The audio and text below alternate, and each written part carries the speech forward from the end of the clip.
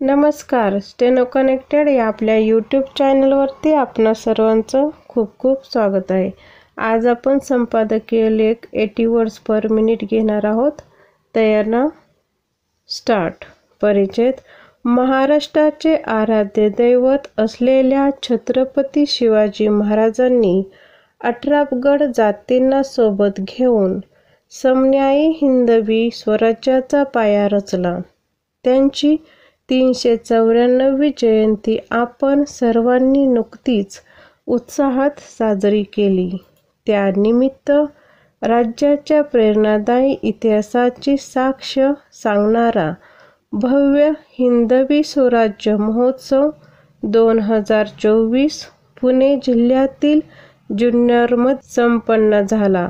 मौजे वडज तालुका जुन्नर येथे छत्रपती शिवाजी महाराजांच्या जीवनावर आधारित शिवनेरी संग्रहालय उभारण्याचे शासनाने निश्चित केले आहे. त्यात वस्तुसंग्रहालय, शिवकालीन गाव, किल्ल्यांच्या प्रतिकृती, खुले सभागृह इत्यादी बाबींचा समावेश असेल. परिचय. छत्रपती शिवाजी महाराजांनी सुरू केलेल्या शिवशकानुसार महाराजांच्या राज्याभिषेकाचे 350वे वर्ष राज्यात सध्या साजरे करण्यात येत आहे.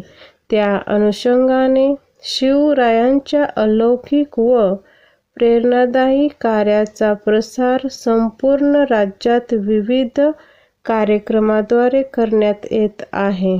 परिचय.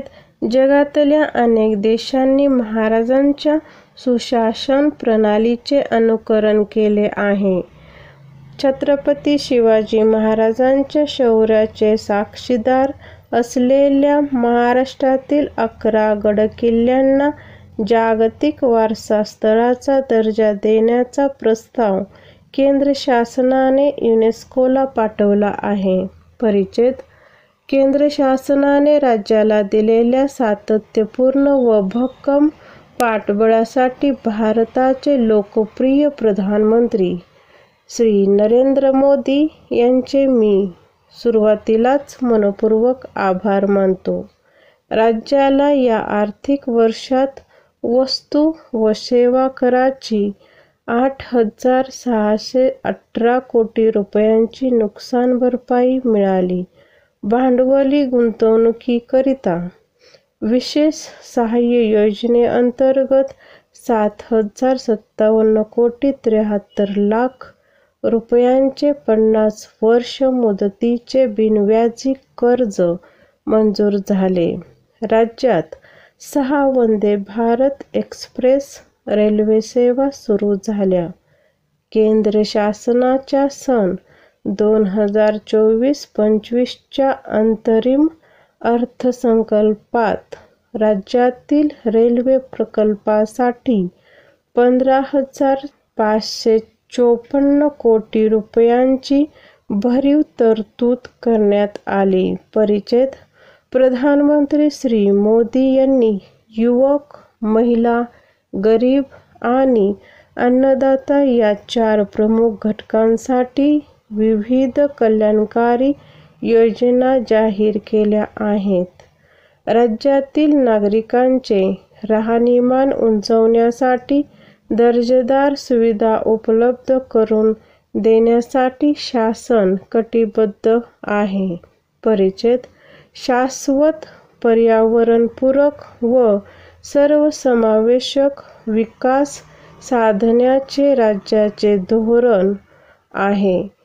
सन 2047 पर्यंत भारताला विकसित राष्ट्र बनवण्याच्या प्रधानमंत्री श्री मोदी यांच्या संकल्पास अनुसरून राज्याच्या अर्थव्यवस्थेचे आकारमान $1 ट्रिलियन करण्यासाठी महाराष्ट्र आर्थिक सल्लागार परिषदेच्या दिशादर्शक अहवालानुसार विकास धोरणाची प्रभावी अंमलबजावणी करण्यात येत आहे.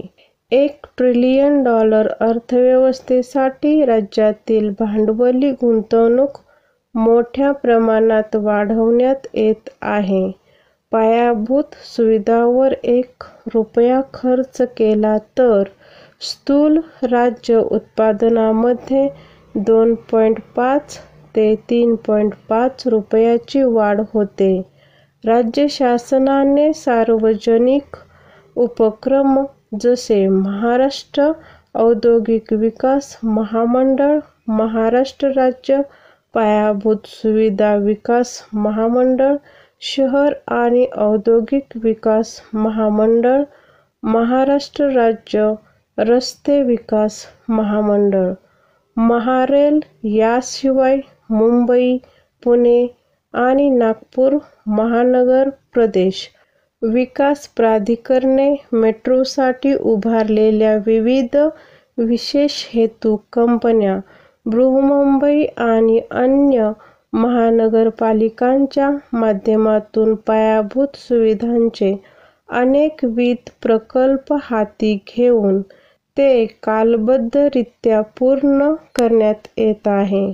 परिच्छेद पायाभूत सुविधांच्या विकासाबरोबरच सर्वसामान्य माणसाच्या जीवनात गुणात्मक बदल होतील अशा लोककल्याणकारी निर्णयाची प्रभावी अंमलबजावणी करण्यात येत आहे.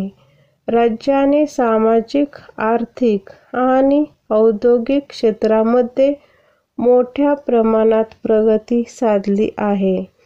त्यातील काही ठळक बाबींचा उल्लेख सर्वांच्या माहितीसाठी इथे करणे आवश्यक आहे.